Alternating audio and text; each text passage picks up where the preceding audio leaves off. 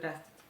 Чтобы музыка, которую мы играем, звучала красиво, нужно позаботиться не только о ровном ведении смычка, параллельной подставке, хороший нажим, снятие, ну и вообще звукоизвлечение, это отдельный у меня урок, но также нужно развить силу, точность, координацию пальцев левой руки. Вот, сейчас немножко я расскажу основы, принципы работы левой руки и пальцев левой руки. В частности, я не буду говорить про постановку, локоть, плечо, вот именно про пальцы. Во-первых, важно нам не только, как они падают, но и как отскакивают от струны.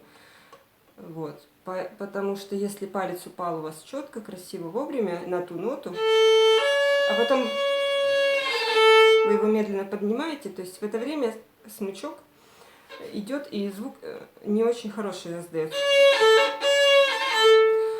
Вообще бывает часто, что скрипачи начинающие ищут проблему в правой руке, когда звук вот такой, как плохой, говорят, скрипка там плохая, смычок, я не знаю.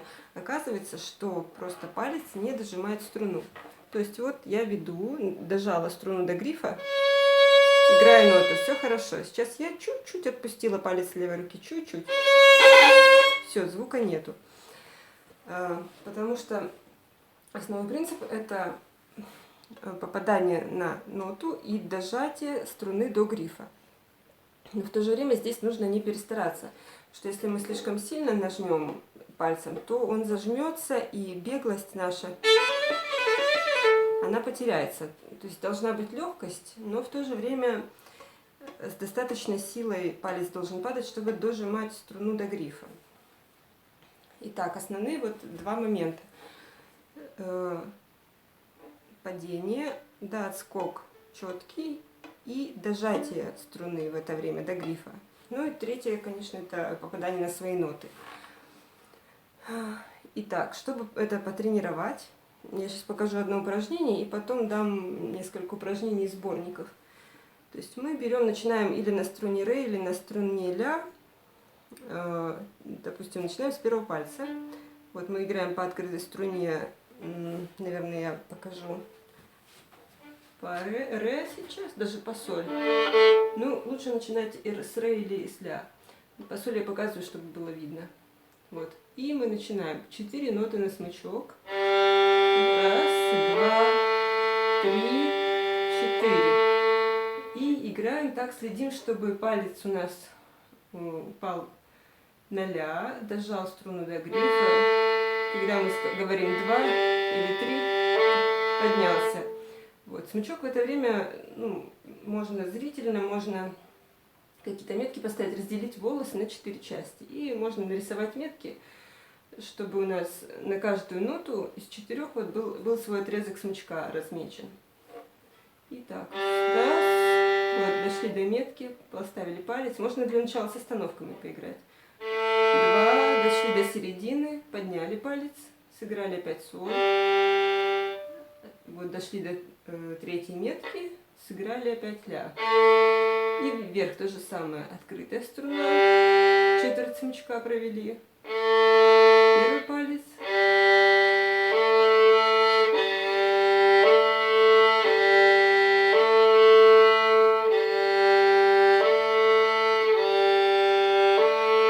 Повторяем так несколько раз, потом ставим первый палец, он дожимает струну до грифа, но не слишком прижимает, не пережимает здесь. Вот где находится большой палец в это время? Очень часто спрашивают, где он находится. Ну, как бы по принципу того, что сжали кулак, вот это в первом уроке у меня есть. И вот где он оказался, напротив какого пальца, там он и есть. Тут больше важно то, чтобы палец не слишком высоко поднимался над грифом, не слишком низко вот так опускался, выгибался. Он в среднем положении. Скрипку держим плечом. Вот здесь мы держим ее головой, подбородком.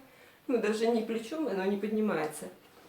Если хорошо подобран мостик и подбородник, она у нас здесь стоит, без особых усилий скрипка держится. Ну, конечно, когда палец начинает давить сверху, то нужна небольшая поддержка. И вот этой подушечкой на большом пальце немножечко мы как бы поддерживаем струну. Но при этом не слишком рука должна уходить. Вот. Ну и сыграли мы соло, соло, ставим первый палец и играем дальше. 4. Раз, два, три, 4. Вот. В основном, конечно, начинать надо это с остановками играть. Как это с этой стороны выглядит, покажу.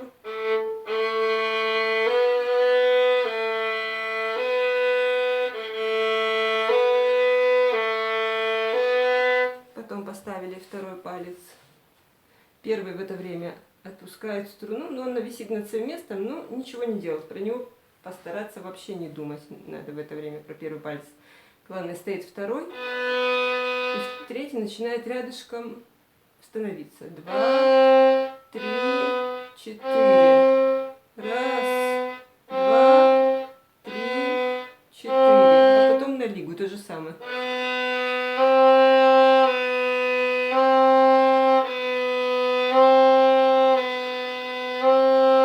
Потом поставили третий палец. Также не думаем про первый, второй. И четвертый.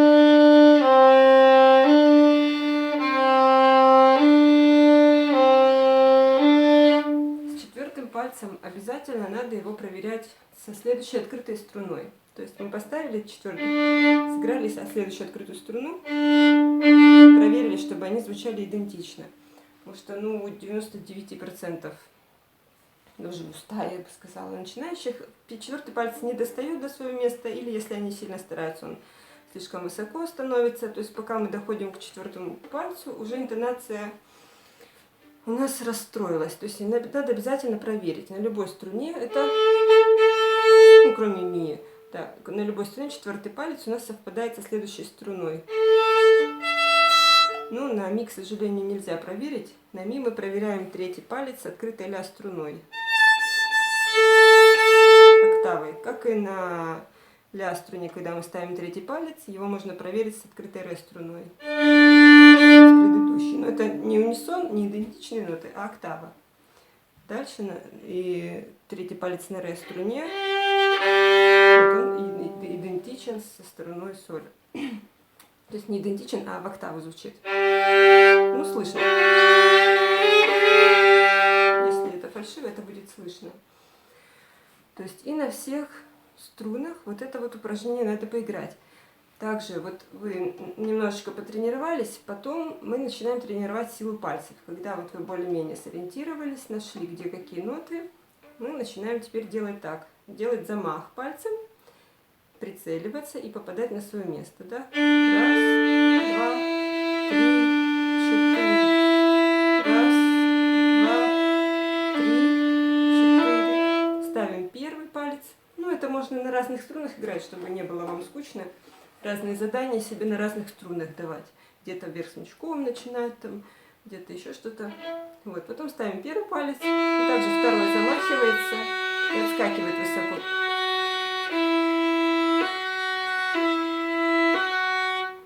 Ну и третий.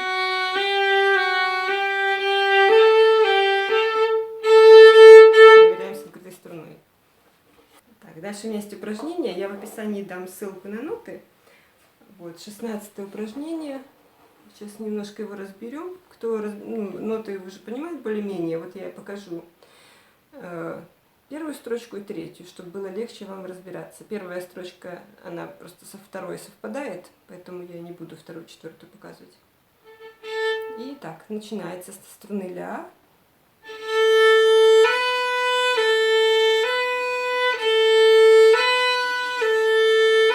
Теперь ставим второй пальчик.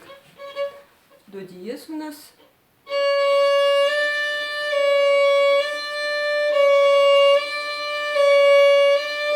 Теперь четвертый палец.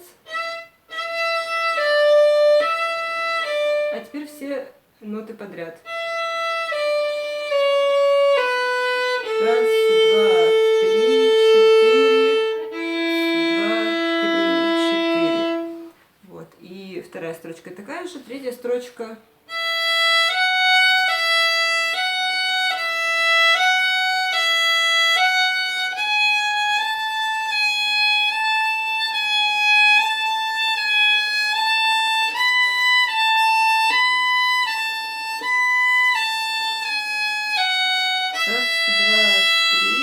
4.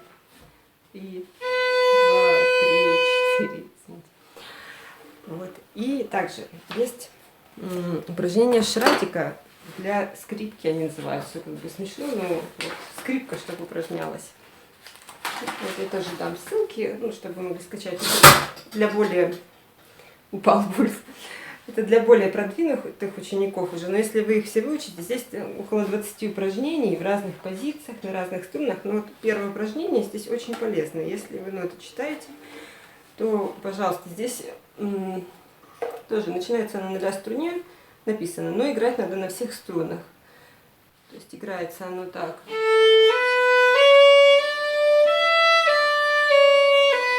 И первое упражнение, оно на самом деле в нем сразу 32 ноты на один смычок. То есть постепенно играете 4 ноты на смычок, потом 8 и доходите до того, что играете. И вот это вот одно упражнение, и здесь вначале написано, что повторить его надо по крайней мере 4 раза. То есть вы сыграли один раз, потом второй.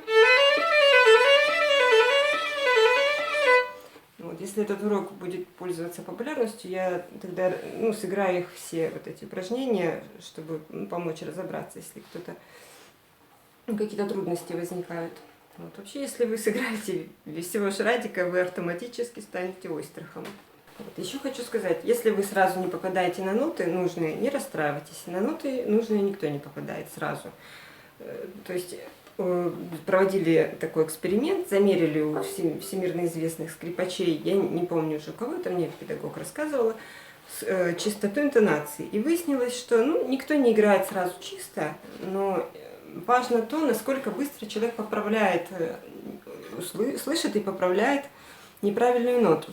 То есть у хороших скрипачей, даже если они не сразу попали, у них идет мгновенная реакция, мгновенно слухом своим, и слух их передает в мозг сигнал и быстренько поправляет ноту на чистую. Поэтому мы практически не слышим фальши.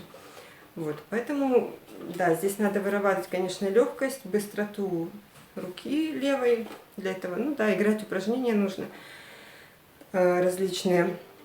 Следить за отскоком, чтобы он был четкий и так далее. Вот. И тренироваться. Слушать хорошую музыку, тоже чистую. И если вы не уверены в интонации, то, может быть, на фортепиано следует поиграть или попросить кого-то, или по тюнеру также. Вот есть сейчас много тюнеров у всех, телефоны современные можно скачать и смотреть, попадаете ли вы в ноту или нет. Если вы медленно потянете ноты с тюнером, то потом уже вам будет, слух сам запомнит, какая нота чистая, какая нет, и даже пальцы, они будут уже автоматически идти на нужные ноты. Вот. Единственное, я, конечно, здесь не разбираю тонкости натурального звукоряда и хорошо темперированного, по которому мы играем, потому что это очень сложный вопрос. То есть скрипачи, у нас интонация, в принципе, может быть гораздо чище, чем у фортепиано, но с фортепиано совпадать не будет.